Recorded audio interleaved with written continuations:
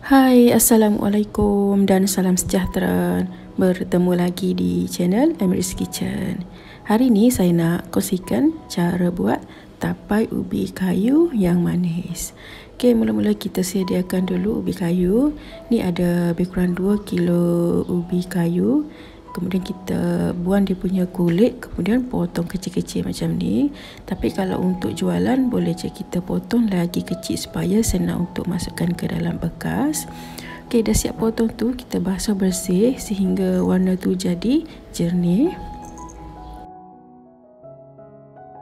Sediakan periuk ataupun kuali yang bersesuaian. Kita akan rebus ubi kayu ni sehingga separuh masak. Okey, isikan air sehingga paras ubi kayu tu, tak perlu letak garam. Anggaran masa masak ubi kayu tu lebih kurang 15 minit macam tu. Jangan terlalu empuk lah, supaya kita punya tapai nanti tu dia tak akan lembik. Okey, kita cek dengan garpu. Kalau dah boleh cucuk sikit tu bermakna dia dah separuh empuk. Okey, bolehlah angkat dan toskan dia punya air. Dah siap toskan air ni. Okey, letakkan ubi kayu ni bawah kipas bagi dia betul-betul sejuk. Kalau masih panas tu, kalau kita letak ragi ubi kayu ni, dia akan jadi tapai masam. Okey, bila ubi kayu tu dah betul-betul sejuk, bolehlah kita siapkan langkah yang seterusnya. Okey, ni ada sebiji ragi. Anggaran dia lebih kurang 1 kilogram tu sebiji ragi. Okey, haluskan pakai penapis teh. Kemudian kita letakkan ubi kayu tadi. Setiap lapisan tu kita gesek dengan ragi tadi.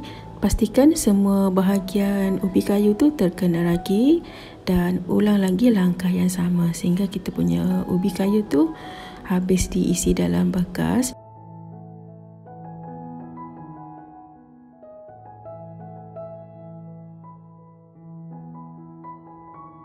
Okey, last sekali jangan lupa kita tutup semula ubi kayu ni pakai daun pisang supaya dia punya aroma tu lagi wangi.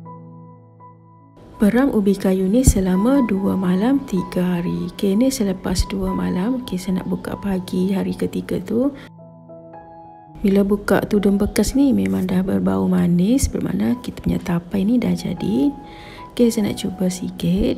Dia punya tekstur tu memang sangat lembut dan rasa dia pun sangat manis. Okey, jangan lupa letak tapai ni dalam peti sejuk. Okey, itu saja perkongsian pada kali ini. Jumpa lagi pada video yang akan datang. Jangan lupa like dan subscribe. Thank you. Bye.